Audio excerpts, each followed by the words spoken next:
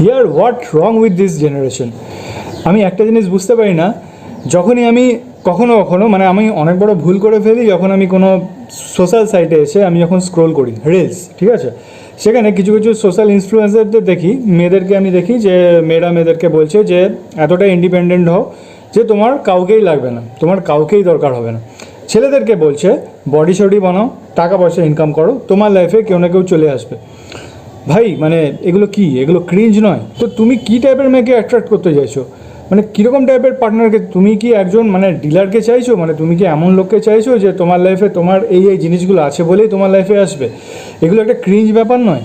মানে তুমি এমন লোকের সাথে থাকবে যে তোমার টাকা পয়সা দেখে বা তোমার ফিজিক্যাল ফিটনেস দেখে তোমার লাইফে আসছে। অবভিয়াসলি ফিজিক্যাল ফিটনেস এবং ওয়েলথ দুটোই জরুরি আছে লাইফে, কিন্তু শুধুমাত্র সেটা দেখে তোমার লাইফে আসবে?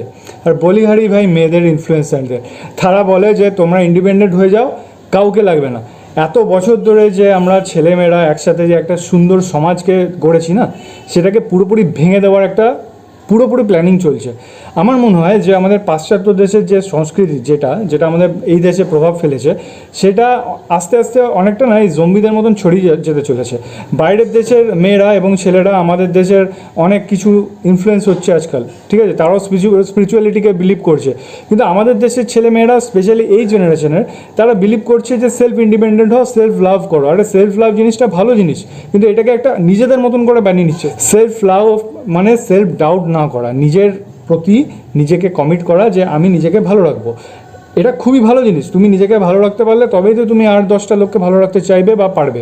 অবভিয়াসলি যে নিজেকে ভালো না রাখতে পারে সে কী করে 10টা লোককে ভালো রাখবে?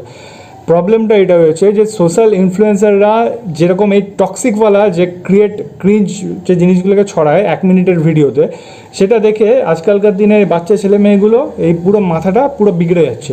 তারা বুঝতে পারছে না যে কোনটা ঠিক কোনটা ভুল। তারা এটা ভাবছে যে ভাই একা আসবো, একাই টাকা ইনকাম করব, একাই যাব। আরে ভাই একটা সমাজ, আমরা সমাজবদ্ধ জীব। তোমার যদি একারই আশার থাকে তাহলে মানব জীবন তো বৃথা হয়ে গেল। আমরা মানুষরা বাকি প্রাণীদের থেকে আলাদা কী করে হলাম? কারণ আমরা সমাজবদ্ধ জীব, আমাদের একসাথে চলতে হয়, এবং আমরা সমাজবদ্ধ জীব বলেই আমরা অন্যান্য যে কোনো প্রাণীর থেকে আমরা এগিয়ে আছি। কারণ একটা ছেলে একটা মেয়ে দুজনে এক হলে তবেই একটা সমাজ স্ট্রং হয়। দুজনেই দুজনের পরিপূরক, না ছেলে না মেয়ে, কেউ এগিয়ে নেই কারোর কাছ থেকে।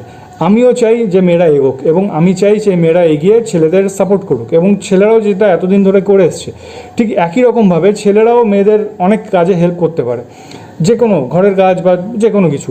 এখন তো এরকমভাবে মেন্টালিটি করা উচিত ছিল না, সেসব না করে আমার কাউকে লাগবে না, আমার কাউকে দরকার নেই। ছেলেরা বলছে আমি টাকা ইনকাম করবে, এই এই মেয়েগুলো আমার লাইফে চলে আসবে। না ভাই, যদি কোনো মেয়ে চলেও আসে সে তো টাকা দেখে আসছে, তোকে দেখে তো আসছে না ভাই। এইখানে তো কোনো রিলেশনশিপ হচ্ছেই না।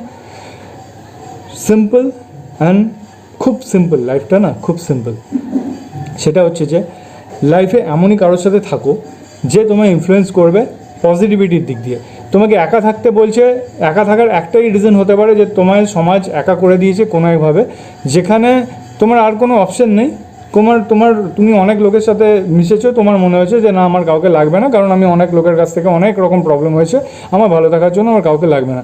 সেটা তুমি নিজেই নিজেকে একা থাকার জন্য নিজেকে প্রিপেয়ার্ড করেছো, এবং তুমি একাই ভালো আছো। তুমি একাই কোনো একটা জায়গায় ঘুরতে যাচ্ছ, তোমার কাউকে লাগবে না।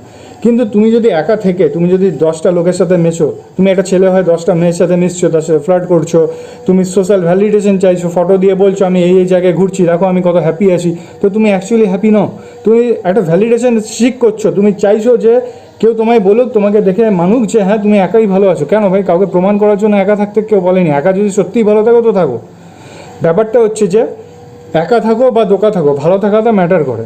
কিন্তু এই টক্সিক মেন্টালিটির মধ্যে থেকো না যে সমাজটাকে পুরো ভেঙেই দেবে।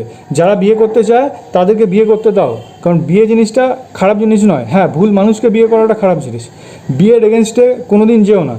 একা থাকতে চাওয়ার একটাই কারণ হতে পারে যে তুমি কারোর সাথে থাকার থেকে বেটার তুমি একাই আছো, আর তুমি সেটা বিলিভ করো যে তোমার লাইফে তুমি যেভাবে চলতে চাও সেরকম তোমাকে কেউ সেভাবে মেনে নিতে পারবে না, বা তুমি এটা মেনে নিয়েছো যে আমি আমার মতন একা ভালো আছি, এবং সেটা কোনো সোশ্যাল ভ্যালিডেশনের কারণে না, নিজেরই জন্য। তবেই তুমি ভালো থাকো। ওই সমস্ত সোশ্যাল ইনফ্লুয়েন্সারদের দেখে না এই সমস্ত টক্সিক বিহেভিয়ার না নিজের মাথার মধ্যে আনতে দিও না, ঠিক আছে? ব্যাস ছোট্ট একটা রিকোয়েস্ট, সমাজটাকে না একটু মানে পুরো ভেঙে যেতে চলেছে, একটু বেঁধে রাখতে শেখো, ব্যাস এটাই রিকোয়েস্ট।